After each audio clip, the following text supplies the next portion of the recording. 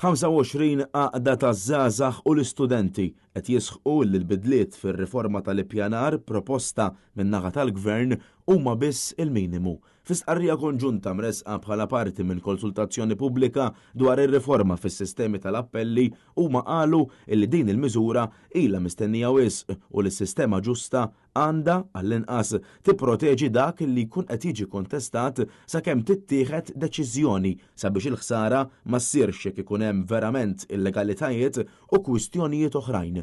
L-organizzazzjonijiet esprimew tħassib dwar il-proposta li l-Gvern ikun f'pożizzjoni li jneħħi sospensjoni awtomatika f'każijiet individwali fosthom fejn żvilupp jitqies ta' importanza strateġika jew fl-interess nazzjonali.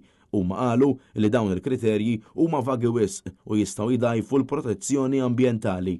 Iż-żgħażagħ u l-istudenti qed jitolbu wkoll għal aktar kontabilità apparti enfasi fuq l-importanza tal-indipendenza fis-sistema tal-ippjanar. Dan sabiex jidħol fis-seħħ dejjem aktar infurzar b'saħħtu kontra żviluppi illegali. Skont l-istqarrija konġunta, multi li jiswew inqas mill-profitt li jsir mill-illegalità jdajfu l-istess liġi. Apparti minn hekk, ir-riforma tikkoreġi wkoll ċerta kwistjonijiet proċedurali iżda baqgħet ma ndirizzax il-problema qusa tal-ippjanar. Dan anke għaliex jekk żvilupp jsegwi r-regoli kollha xorta jista' jkun żvilupp ħażin u mhux pjanat kif suppost fiż-żona li jkun fiha u għalhekk trid tiġi indirizzata l-policy. L-organizzazzjonijiet għalqu billi saħqu li din hija kwistjoni li tolqot b'mod partikolari liż-żgħażagħ peress li d-deċiżjonijiet li jittieħdu llum ser iħallu impatt fit-tul kemm fuq l-ambjent u kemm fuq il-komunitajiet illi fihom ser jgħixu l-ġenerazzjonijiet futuri.